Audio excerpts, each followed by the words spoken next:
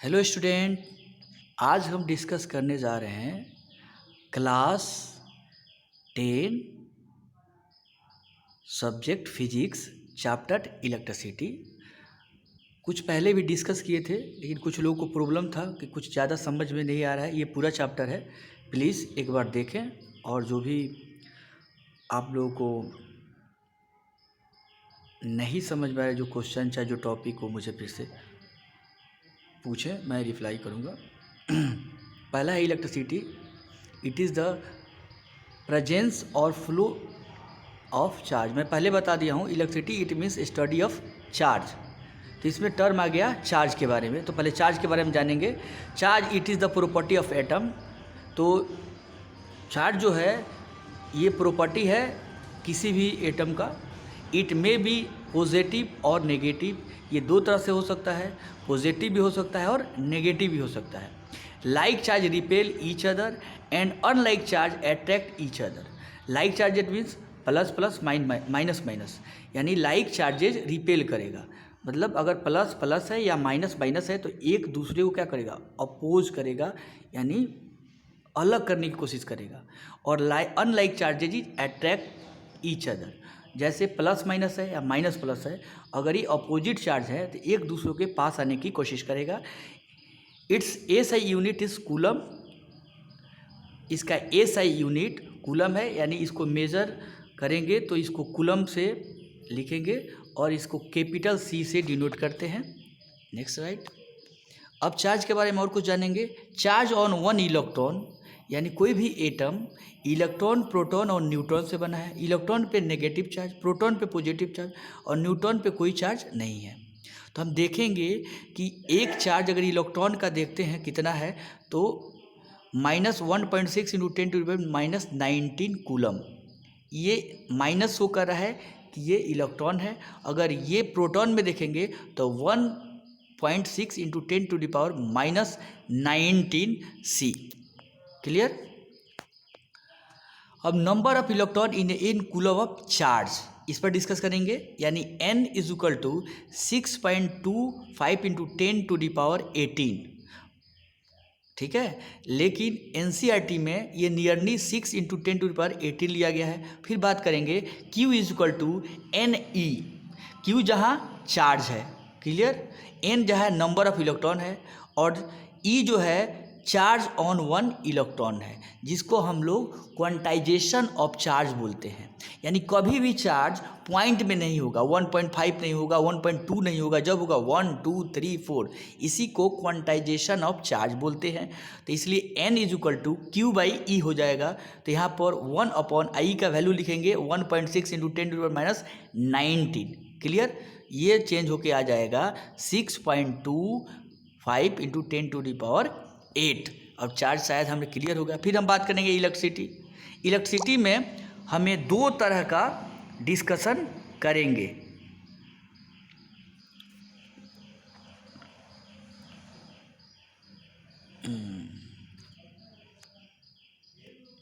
दो तरह का बात करेंगे।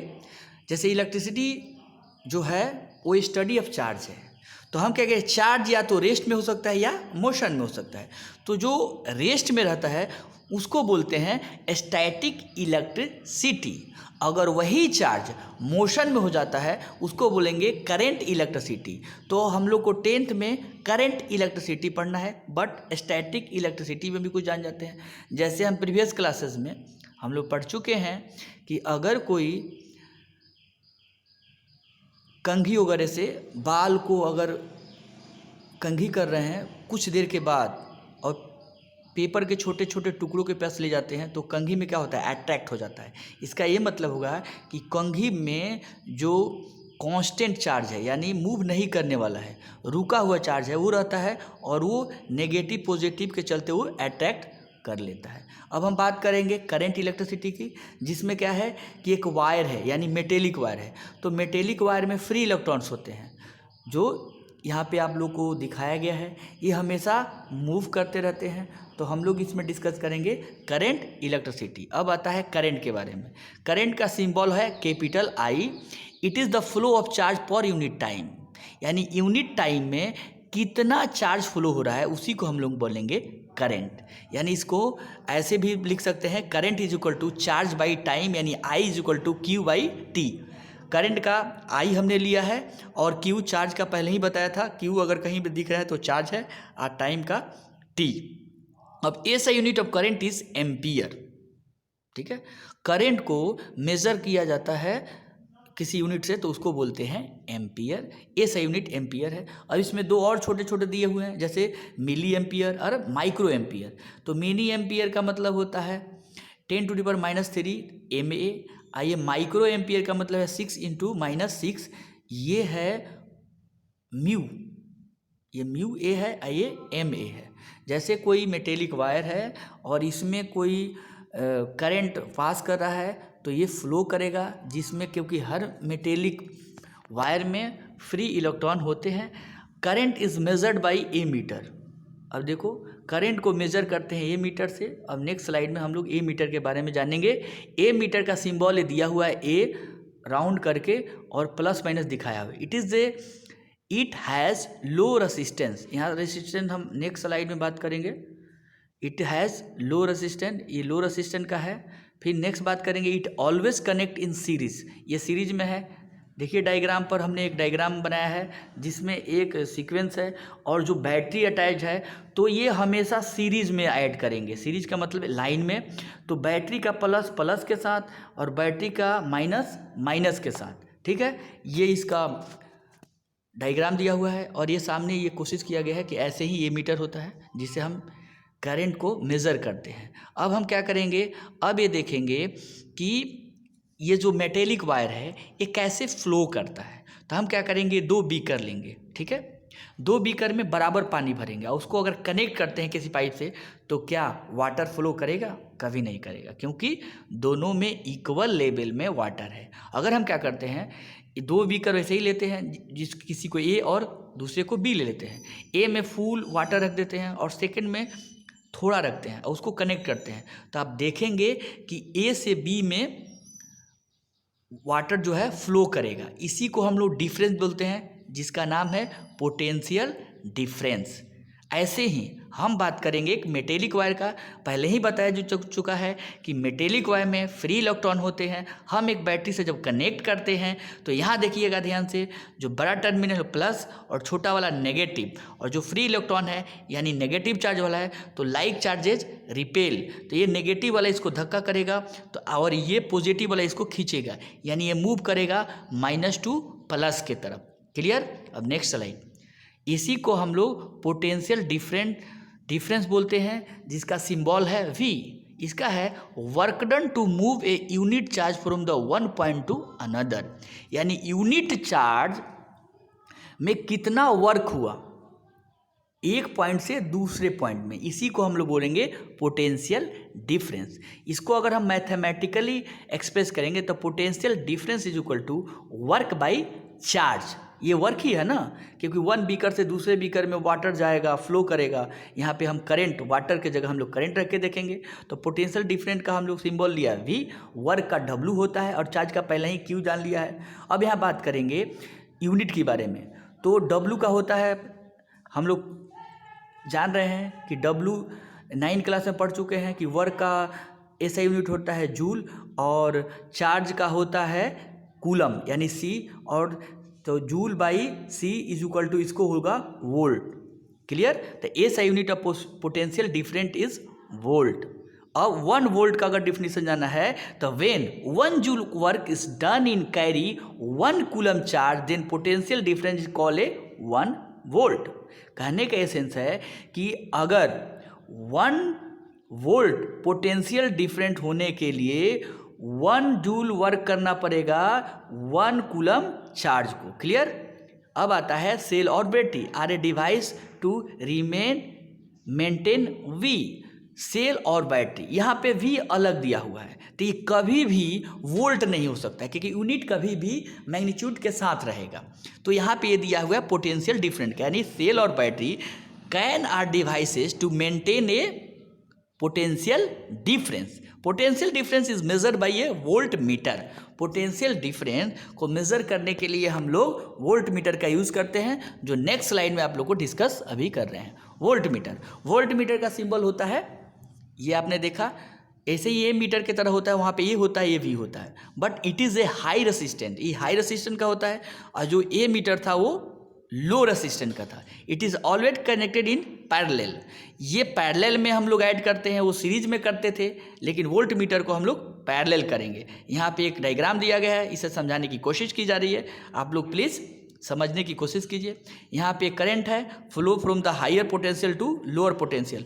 यहाँ बताया गया है कि पोटेंशियल डिफरेंस में हायर टू लोअर फ्लो होता है करंट, यानी प्लस से माइनस की तरफ। यहाँ पे हमने क्या किया कि पैरेलल हमने वोल्ट मीटर को ऐड कर दिया। इसका साइन भी बैटरी के प्लस के तरफ वोल्ट मीटर का प्लस होगा, और बैटरी के माइनस की तरफ वोल्ट मीटर का माइनस होगा। इसका सिंबल ऐसे होता है और इस तरह ये दिखता है। Next slide, ohms law. अब यहाँ भी यही बात करेंगे, जैसे कि हम देखेंगे, फिर बीकर लेंगे।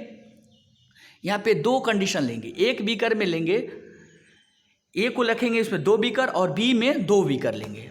अब ए वाले में पूरा फुल कर देंगे एक बीकर को, और ए का दूसरा बीकर जो है उसमें कुछ थोड़ा सा कम फिल करेंगे, और बी वाले बीकर में फर्स्ट वाले में पूरा फुल करेंगे और दूसरे वाले में एकदम थोड़ा फिल करेंगे, और दोनों को कनेक्ट कर देंगे। यहाँ देखेंगे कि दोनों में वाटर फ्लो करेगा, कोई डाउट नहीं है, बट हम देखेंगे कि ए वाले में थोड़ा कम रेट से करेगा और बी वाले में ज़्यादा रेट से करेगा, इसलिए कि ए में ज़्यादा, और ए के जो डायग्राम है उसमें आप देखना कि ए वाले बीकर में फर्स्ट वाले और सेकंड में डिफरेंस थोड़ा सा है, लेकिन बी वाले में दोनों बीकर का डिफरेंस बहुत ज़्यादा है। तो यानी कहने का एसेंस है कि अगर डिफरेंस ज़्यादा होगा, यानी पोटेंशियल डिफरेंस ज़्यादा होगा, तो फ्लो भी ज़्यादा होगा। अब समझ में आया?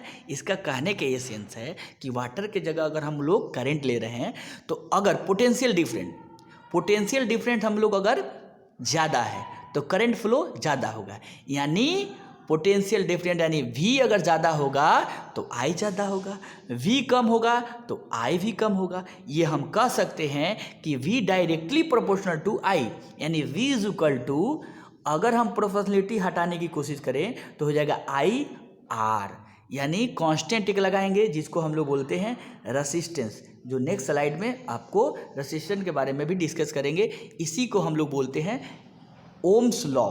अब ओम्स लॉ को स्टेटमेंट देखते हैं। Ohm's law, potential different across 2 point of a metallic conductor is directly proportional to current passing through the circuit provided its temperature remain constant. अब यहाँ पे हम लोग टेम्परेचर को कांस्टेंट रख के चेक करते हैं कि जो पोटेंशियल डिफरेंट है वो डायरेक्टली प्रोपोर्शनल होता है करंट के, यानी V directly proportional to I। पहले भी स्लाइड में हमने प्रीवियस में बता दिया, तो V is equal to IR, R यहाँ पे रेसिस्टेंस है। अब इसको ग्राफ से अगर रिप्रेजेंट करते हैं और V और I के बीच में ग्राफ डालेंगे तो X एक्सिस पर I और Y पे V लेंगे, तो एकदम स्ट्रेट लाइन ये बनेगा जो रेसिस्टेंट होगा। और ये स्ट्रेट लाइन ऐसे ही नहीं बन सकता है, इसमें जितने भी लाइन खींच सकते हो, लेकिन जो भी खींचना है वो स्ट्रेट लाइन होगा। ये है graphical representation of Ohm's law. Clear? अब आता है रेसिस्टेंस यानी R, जिसका सिंबल है जी R।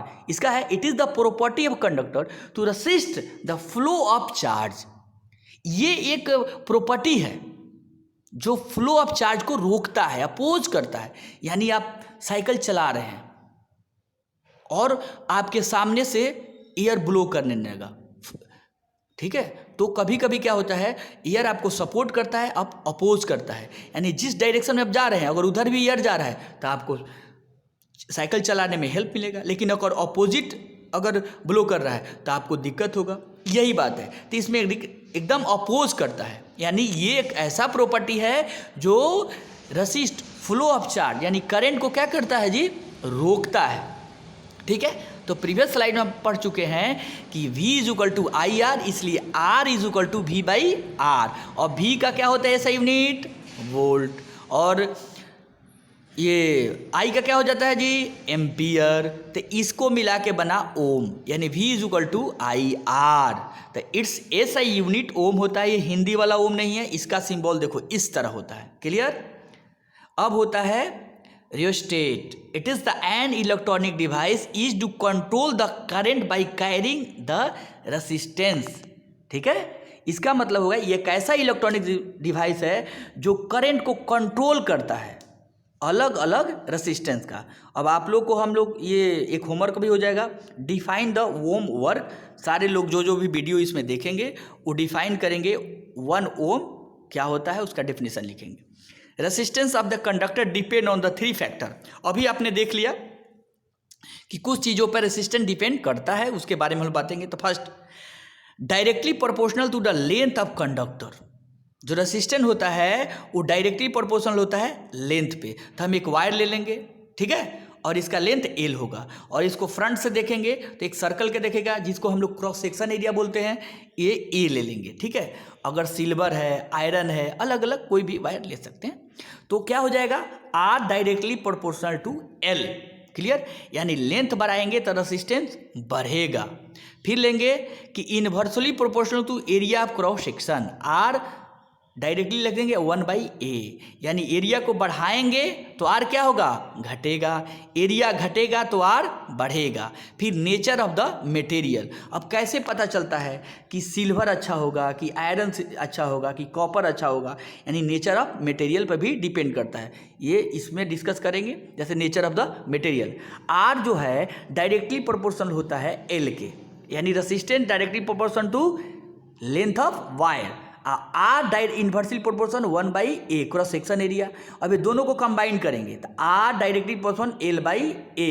अब इस फिर प्रोपोर्शनल को रिमूव करने के लिए हम इक्वल लगाएंगे। जो मूव कैसे होगा जी, कांस्टेंट लगाए, जिसको बोलते हैं हम लोग रो, RHO, यानी R is equal to rho L/A।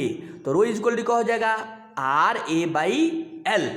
अब R का होता है ओम, A का होता है मीटर स्क्वायर, और L का होता है मीटर। मीटर से 1 मीटर कट जाएगा, यानी ओम मीटर। अब इसी को बोलते हैं रेसिस्टिविटी, जिसका सिंबल है रो। इसका ऐसा यूनिट क्या हो गया, ohm metre. It is the fundamental property of material that resist that flow of electric current, clear. ये एक ऐसा प्रॉपर्टी है मटेरियल का जो फ्लो ऑफ इलेक्ट्रिक करेंट को रेसिस्ट करता है, और इसका सिंबल है रो। अब नेक्स्ट में है resistivity. It is a constant, ये कांस्टेंट होता है। Range of electricity of metre in alloy जी 10⁻⁸ टू 10⁻⁶ ओम मीटर। यानी मेटल का और एलवाई का जो रेसिस्टिविटी होता है वो कम होता है, इसीलिए हम लोग इसको गुड कंडक्टर यानी कंडक्टर बोलते हैं। क्लियर हो गया। Range of resistivity of non metal insulator is 10⁻12 to 10⁻17 ohm metre. आप देख सकते हैं बहुत बड़ा है, इसलिए इसको बैड कंडक्टर या इंसुलेटर बोलते हैं।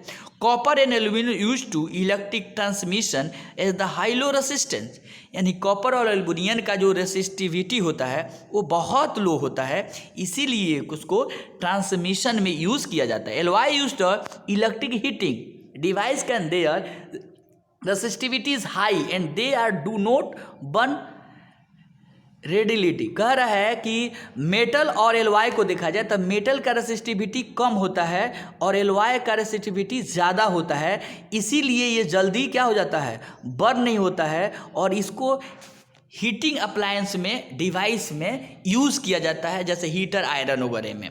क्लियर। अब बात करते हैं resistors. Resistor is an electric component that limit of regulate the electric current. ये ऐसा इलेक्ट्रिकल इक्विपमेंट है जो रेगुलेट करता है कि करंट कितना चाहिए या नहीं चाहिए। अब मान लो कि हमने फ़ैन लगा दिया तो फैन में हमें ज़्यादा करंट चाहिए, अब बल्ब लगा दिया, बल्ब को थोड़ा कम चाहिए, तो क्या हो जाएगा, जो भी मान लो कि एक छोटा बल्ब है जो ये फ़ैन चल रहा है, तो फैन से अगर छोटा कैपेसिटी वाला बल्ब लगाते हैं तो ये यहाँ पे रेसिस्टर यूज़ करता है कि किसको कितना रेगुलेट करना है। या दूसरे हम लोग टर्म में भी कह सकते हैं a resistor is everything that the electricity can travel through the easily, यानी ये क्या करता है, इलेक्ट्रिसिटी को एनीथिंग, यानी इलेक्ट्रिसिटी को ट्रेवल इजीली नहीं करने देता है और जितना ज़रूरत है उसको करता है। इसका एग्जांपल है रजिस्टर का, फैन, बल्ब, टीवी, जितना फैन है उतना यूज़ करता है और पास आगे नहीं करता है। बल्ब है जितना यूज़ करेगा आगे पास नहीं करने देगा। टीवी है जितना यूज़ करना है करेगा, आगे पास नहीं करने देगा। Next slide. अब इसी पर आता है रेसिस्टर्स इन द सीरीज़। अब कैसे करेंगे, देखो यहाँ सिंबल बनाएंगे, यहाँ R1, R2, R3, यानी ये रेसिस्टेंस है, मैंने एक ले लिया, बैटरी से कनेक्ट कर दिया। अब यहाँ पे ध्यान देने वाली बात ये है, ये सारे सीरीज में है। क्लियर हो गया ना, R1, R2 और R3। अब यहाँ से बैटरी से देखिएगा, सिंबल यहाँ से यानी वोल्ट है, तो वोल्ट चला ना वोल्ट। अब वोल्ट चलेगा तो हम जब अगर मान लो कि वोल्ट मीटर से मेजर करेंगे तो R1, R2, R3 हर तीनों जगह पे वोल्ट क्या है, अलग अलग होगा। क्लियर। बट आई जो है, करंट जो है, हर जगह एक होगा, क्योंकि ये क्या है जी, सीरीज में है। R1 के पास भी आई ये रहेगा, R2 के पहले भी आई रहेगा, R3 के पहले भी आई रहेगा और R3 के बाद भी आई ही रहेगा। क्लियर हो गया। अब हम लोग फार्मूला जानते हैं, V इज इक्वल टू होता है IR। अब बात करते हैं हम लोग R1 की जगह, तो R1 पे हमने क्या किया, वोल्ट मीटर से मेजर किया, जहाँ V1 है, तो V1 इज इक्वल टू क्या होगा, IR। यहाँ होना चाहिए I1, लेकिन यहाँ हर जगह सेम है इसलिए I लिखेंगे और R के जगह पर लिखेंगे R1। तो V1 is equal to I into R1। फिर बात करेंगे R2 के जगह पे, जाके देखेंगे यहाँ पे वोल्ट क्या है जी, V2 है और R2 है, तो V2 is equal to IR2। ऐसे ही V3 is equal to IR3। अगर हम बात करते हैं तीनों वोल्ट यानी R1, R2, R3 में जो V1, V2, V3 है, अगर तीनों को ऐड करेंगे तब ना वोल्ट होगा। तो हम तीनों को V is equal to V1 plus V2 plus V3 कर देंगे। अब इसका सिंबल लिखेंगे, ऊपर देखो V का क्या वैल्यू है जी, IR, तो V के जगह क्या लिखेंगे, IR। V1 के जगह IR1, V2 के जगह IR2 प्लस V3 के IR3। अब सब में I है तो I कॉमन ले लेंगे और बाहर वाला के I से इधर वाला लेफ्ट वाला I और राइट वाला I कैंसिल हो जाएगा, यानी R is equal to R1 plus R2 plus R3, जिसको हम लोग सीरीज में बोलते हैं, यानी रजिस्टर इन द सीरीज। तो क्या होगा, सारे के सारे रजिस्टेंस क्या करेंगे, ऐड कर देंगे, यानी R is equal to R1 plus R2 plus R3। इसमें 3 ही था इसलिए 3 जुड़ा। Next slide. Register in the parallel. अब यहाँ पे एक सिंबल हमने पैरेलल लगा दिया है, नहीं सॉरी, मैं एक बार फिर प्रीवियस रजिस्टर के सीरीज़ को थोड़ा सा डिस्कस करेंगे। इसका एग्जांपल है जो दिवाली वगैरह में लड़ियाँ जलाते हैं, यानी एक बॉल दूसरे बॉल तीसरे बॉल, इस सारे के सारे क्या होता है, सीरीज में कनेक्टेड होता है। Next, register in the parallel, यहाँ पे है वही V is equal to IR, यानी I is equal to V by R। अब यहाँ बात करेंगे, डायग्राम पर देखिएगा, R1, R2, R3 ये सारे के सारे कहाँ है जी, पैरेलल में है। और यहाँ पे अगर जब हम वोल्ट मीटर को चेक करते हैं तो देखेंगे इसका वोल्ट सब में सेम होगा, लेकिन करंट अलग अलग होगा। R1 के पास अगर I1, R2 के पास I2 और R3 के पास I3। अब यहाँ बात करेंगे कि अगर अलग अलग होगा तो कितना होगा, तो I1 इज इक्वल टू होगा V बाई R1, यानी करंट 1, यानी R1 के पकड़ जाएंगे, अगर चेक करेंगे कि भाई इसका करंट कितना होगा, तो volt by R1। R2 is equal to V by R2। R3 यानी के पास जाएंगे तो I3 is equal to V by R3। अब अगर करंट को देखा जाए तो जहाँ से I चला तो लौटते समय भी I होगा, यानी I is equal to I1 plus I2 plus I3, यानी I के जगह V by R is equal to V by R1 plus V by R2 plus V by R3। तीनों अलग अलग है, अब तीनों को ऐड करेंगे, देखेंगे कि V सब में है, V कम लेंगे तो V by R is equal to V into 1 by R1 plus R by R2 plus 1 by R3।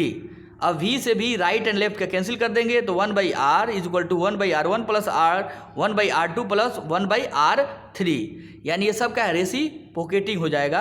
और सीरीज में क्या होता था, R1 is equal to R1 plus R2 plus R3, यानी सबको ऐड करते थे, इसमें भी ऐड कर रहे हैं, लेकिन इसको क्या करेंगे, रेसिप्रोकेटिंग है, यानी 1 by R is equal to 1 by R1 plus 1 by R2 plus 1 by R3। Next slide.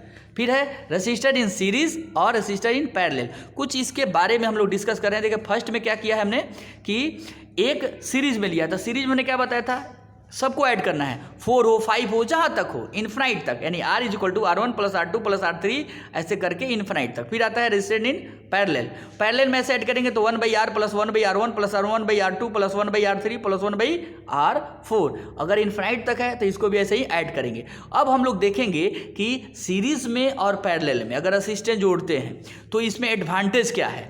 The advantage of the parallel combination in the series when one register fail the circuit is broken and none components work. जैसे example Diwali में जो लड़ियाँ लगाते हैं, एक bulb अगर fuse हुआ तो सारा लड़ी क्या हो गया, खराब हो जाएगा, कोई रेसिस्टेंस काम नहीं करेगा, कोई रेसिस्टर्स काम नहीं करेगा अगर एक भी डैमेज हो गया। क्लियर, ये है डिसएडवांटेज किसका, सीरीज का। लेकिन अगर पैरेलल में ही लगा देते हैं तो मान लो कि बल्ब जला दिया, एक फ़ैन चला दिया, एक टीवी चला दिया, एक फ्रिज चला दिया, अगर बल्ब खराब हो गया चाहे वहाँ कनेक्शन कटा तो हमारे ये तीनों से आराम से चल सकता है। फिर next, different analyse required different current the can not be satisfied in the series combination. तो जितने भी अप्लायंस है आपके वो डिफरेंट करेंट के हैं तो अलग अलग लेंगे। जैसे एग्जांपल ले लेते हैं कि एक बहुत ज़्यादा करंट खाने वाला है, उसके बाद दूसरे में हमने लगाया कम करंट वाला, अब यहाँ पे बहुत ज़्यादा करंट है उसमें कम हो गया फिर बड़ा वाला लगा दिया, तो इसमें भी दिक्कत है। अगर हम उसी को पैरेलल में लगा देंगे तो जितना ज़रूरत होगा वो करंट ले सकता है। Total resistance in parallel combination is less on the compare to the series combination. अगर हम बात करें पैरेलल कॉम्बिनेशन का तो इसका जो टोटल रेसिस्टेंस होता है बहुत कम होता है, क्योंकि अभी देखने हैं रेसिप्रोकेटिंग में है। लेकिन अगर यही हम सीरीज में जोड़ते हैं तो इसका रेसिस्टेंस बहुत ज़्यादा होता है, यानी बहुत ज़्यादा हम लोग एनर्जी लॉस करते हैं। इसलिए हमें ज़्यादातर पैरेलल में कॉम्बिनेशन करना चाहिए। क्लियर, अब आता है इसी पे heating effect of electric current. If the conductor is purely resistive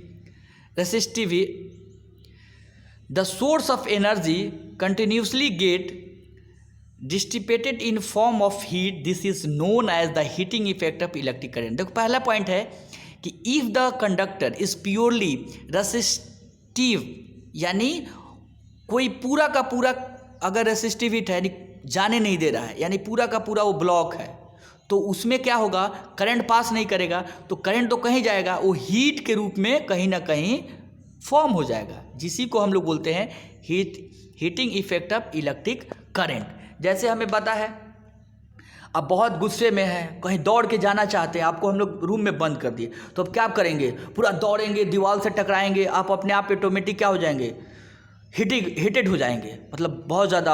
अब उस जो मोशन वाला एनर्जी है वो आप गुस्सा में निकालेंगे, आंख लाल हो जाएगा। उसी तरह से कि जब कोई करंट फ्लो करता है अगर उसको हम रोकते हैं, ज़्यादा अपोज करते हैं, तो किस में डिफर करता है, हीट में, जिसको होता है V is equal to H/Q। यहाँ V क्या है जी, V क्या है, पोटेंशियल डिफरेंट, और H क्या है, हीट बाई Q। अब यहाँ बात करेंगे हम V बराबर, ये बात हो रही थी W के बारे में, W/Q जो पहले हमने डिस्कस किया था। यहाँ पे हम लोग W के जगह हीट ही होता है एनर्जी के बारे में, तो हमने वहाँ H/Q ले लिया है। समझ में आया, जैसे वोल्ट बराबर क्या होता है, W/Q, तो यहाँ वही H ले लिया है, तो H is equal to V/Q। अब यहाँ हम बात करेंगे I is equal to Q/T होता है ना जी। यहाँ पे I is equal to Q/T होगा, तो Q इज इक्वल टू क्या होगा, IT। तो हम क्या करेंगे, Q के जगह IT रखेंगे, तो H बराबर क्या होगा, VQ, तो H बराबर VIT हो जाएगा। क्लियर, अब हम बात करेंगे H is equal to V के जगह हम IR रखेंगे, और पहले से IT है तो H is equal to I²RT, यानी हमारे पास H का 3 फार्मूला आ गया। क्लियर, फिर नेक्स्ट है रेसिस्टेंस इन सीरीज, अब वो तो हो चुका है। फिर नेक्स्ट है अब application of heating effect of electric current. अब heating is desirable in device like a heater, electric wire, electric fuse, ETC। हाँ, अभी एक चीज़ हमने छोड़ दिया था, SI यूनिट ऑफ हीट होता है जूल, यानी ये एनर्जी और वर्क जैसा ही है, तो ये जूल ही होता है। अब एप्लीकेशन है हीटिंग इफेक्ट का, इसका यूज़ हम लोग, अब हमें पता है कि अगर हीटिंग हो रहा है तो हम लोग बहुत से यूज़ कर लेते हैं, इलेक्ट्रिक वायर के रूप में, इलेक्ट्रिक फ्यूज़ के रूप में, हीटर के रूप में, रूम हीटर के रूप में। अब हीटिंग इज़ यहाँ पे ज़रूरत है हमें, लेकिन heating is enable to the device like a computer, refrigerator, TV. और जहाँ हमें यूज़ नहीं है, जैसे कंप्यूटर आप लोग जान रहे हैं हीटिंग के चलते हैंग करने लगता है, रेफ्रिजरेटर ख़राब हो जाता है, टीवी ख़राब हो जाता है, यहाँ हीट की ज़रूरत नहीं है फिर भी हीटिंग होता है। अबाउट द इलेक्ट्रिक बल्ब के बारे में अब डिस्कस करेंगे। फिलामेंट टंगस्टन मेल्टिंग पॉइंट है 3380। इसका मेल्टिंग पॉइंट बहुत हाई होता है क्योंकि एलॉय है, पहले ही आपको दिया गया है, बताया हूँ मैं अभी कि जो एलॉय होता है उसका टंगस्टन का मेल्टिंग पॉइंट बहुत ज़्यादा होता है। अब इसमें फिलामेंट टंगस्टन का यूज़ करते हैं बल्ब का, क्योंकि इसका मेल्टिंग पॉइंट बहुत ज़्यादा है। जब इसमें करंट फ्लो करते हैं तो ये गलता नहीं है क्योंकि इसका मेल्टिंग पॉइंट हाई होता है। और इसमें energy consume heating and the small part of light, mostly इसमें एनर्जी कंज्यूम बहुत हीटिंग के रूप में होता है। जैसे बल्ब के रूप में देखा जाए तो इसमें जो लाइट होता है उसमें एनर्जी बहुत कम होता है, ज़्यादा से ज़्यादा ये हीटिंग में ही यूज हो जाता है। और बल्ब में फिला करते हैं non reactive gases like nitrogen and argon, जिसके चलते ये टंगस्टन के से रिएक्शन नहीं करता है और ये सुरक्षित रहता है। जब तक ये गैसेज रहेंगे तब तक वो टंगस्टन ठीक रहेगा। फिर electric fuse, it is a device which protect circuit and appliance by A stopping flow of electric current in case of the short circuit और ओवरलोडिंग। यहाँ दो शब्द है, short circuit and overloading. Previous classes में बताया गया, फिर भी बता रहे हैं। शॉर्ट सर्किट का मतलब होता है, ओवरलोडिंग का मतलब होता है कि जितना यूज है उसके ज़्यादा अगर किसी प्लग में आपने ज़्यादा कनेक्शन किया तो शॉर्ट सर्किट या ओवरलोडिंग हो जाएगा, या कोई वायर लूज है वहाँ भी ये शॉर्ट सर्किट या ओवरलोडिंग हो सकता है। तो ये एक ऐसा डिवाइस है जो क्या करता है, करंट को फ्लो करने से ब्रेक कर देता है जब कहीं शॉर्ट सर्किट या ओवरलैपिंग होता है। जैसे it is always connect in series, इसको हमेशा किस में यूज़ करना चाहिए, सीरीज में करना चाहिए। It has low melting point, इसका जो फ्यूज होता है वो लो मेल्टिंग पॉइंट का होना चाहिए कि जहाँ भी शॉर्ट सर्किट या ओवरलोडिंग हो तो तुरंत मेल्ट हो जाए और वहाँ से क्या हो जाए, कनेक्शन ब्रेक हो जाए। It is like a wire made of the metal और alloy like a tin, copper, aluminium.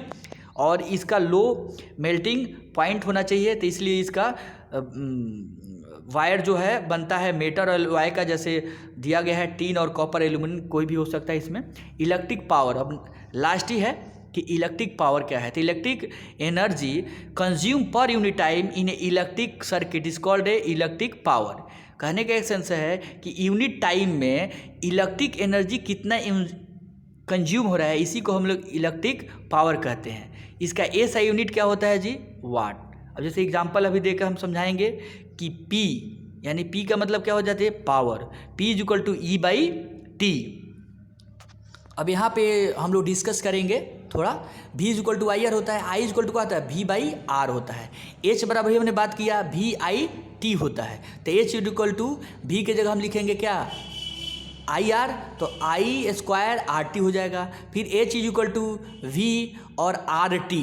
अब यहाँ पे हम लोग क्या लिख देंगे जी, V के बाद और V/R, यानी H is equal to V²T/R, यानी I के जगह हमने क्या लिख दिया, V/R। क्या लिख दिया जी, V/R। यानी P के जगह हम लोग लिखेंगे यहाँ पे, अगर P की बात करेंगे तो E का मतलब हो जाएगा आपको H, और H की वैल्यू हम लोग क्या लिख सकते हैं, V²/T/R। अब पहले से T है, यानी P पावर का मतलब क्या होता है, एनर्जी बाई टाइम। तो हम लोग E की जगह क्या लिख रहे हैं, एनर्जी की जगह हम लोग लिख रहे हैं H, यानी हीट को लिए हैं। तो P is equal to V²/T/R, और पहले से T है, T से T कैंसिल हो गया, यानी V²/R। P is equal to V²/R। तो यहाँ भी एक डिस्कस करेंगे, यानी P is equal to VIT/T, T से T कैंसिल हो गया, P is equal to VI, और P is equal to I²RT/T is equal to I²R। यहाँ समझने का कोई टेंशन नहीं है, जहाँ पे H के जगह हमने 1 2 3 लिए हैं ना, वो सब H का वैल्यू अलग अलग रखेंगे और T से कैंसिल करेंगे और जो आएगा लिखते रहेंगे। फिर लास्ट टॉपिक है commercial use of electric energy. 1 kilo watt hour. जैसे आप लोग का घर में जो बिजली इलेक्ट्रिसिटी का बिल आता है उसमें यूनिट में लिखा रहता है, तो 1 किलो आवर 1 वाट आवर का मतलब होता है 3.6 इंटू 10⁻6 जूल, यानी 1 यूनिट। ऐसा unit of power is what होता है। यानी अब जैसे यहाँ दिया हुआ है 1 किलो वाट, तो किलो को कन्वर्ट करेंगे तो 1000 से मल्टीप्लाई करेंगे। क्लियर हो गया। अब यहाँ आवर दिया है, इसको सेकेंड में चेंज करेंगे तो 3600, ये मल्टीप्लाई करेंगे तो हो जाएगा 36 और इस पे 50, यानी 3.6 इंटू 10⁻6 जूल, जो होता है यूनिट, 1 यूनिट। क्लियर हो गया। यानी कभी भी कोई पूछे कि commercial use of electric energy को बोलते हैं 1 किलो वाट आवर, यानी 1 किलो वाट 1 घंटे में जितना कंज्यूम हुआ उसको बोलेंगे 1 यूनिट, यानी इलेक्ट्रिक एनर्जी कितना कंज्यूम हुआ। ठीक है, थैंक यू। जो भी इसमें टॉपिक या जो भी वर्ड नहीं समझ में आए आप लोग तुरंत व्हाट्सएप से हमें पूछ सकते हैं, मेरे पर्सनल विंडो में भी मैसेज कर सकते हैं। Thank you.